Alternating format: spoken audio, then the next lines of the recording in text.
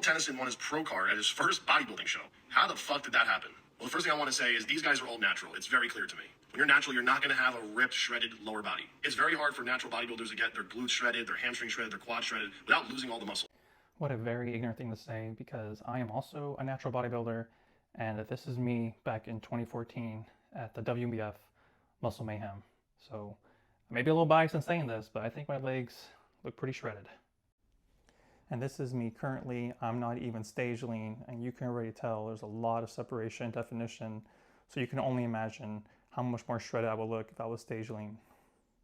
But if you look at Will's physique, he had the best structure and the best lines out of the competition.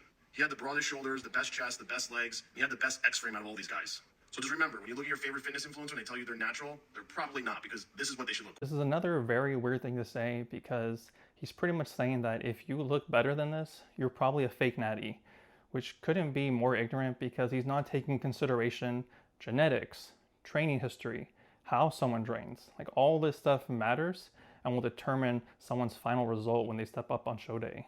When I was reading the comments, I was noticing there were a lot of people saying and arguing whether or not Will Tennyson deserved to be a pro natural bodybuilder. Even Kevin Levrone was saying stuff like, do they just pass out these pro bodybuilding cards, for a few bucks? And there were a lot of people that were pretty much saying the same thing. I think a lot of this stems from people being unaware of what natural bodybuilding is and what it truly means to be a pro. Because there are different levels to all this. There are different organizations, there are different shows, there are different shows in different countries. Even the same show in a different year is going to have different results. For example, a pro in the WMBF USA is not going to be the same pro as if you would get in the WMBF UK, because they're different countries, different competition. A good example of this is the level of competition I was up against in 2014. Unfortunately, I ended up losing against Jeff Nippard. He's right there.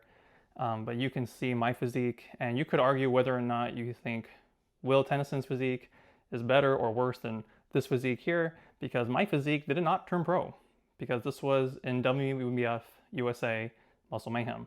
He competed in WMBF Canada. So again, different countries. One thing I don't like, however, is people arguing whether or not he deserved to be a pro. I mean, guys, he just showed up, did his thing, and won the show. It's not like there's this weird criteria where your arms and legs got to be this big and you have to be this shredded in order to win a pro card. Like, it doesn't work that way.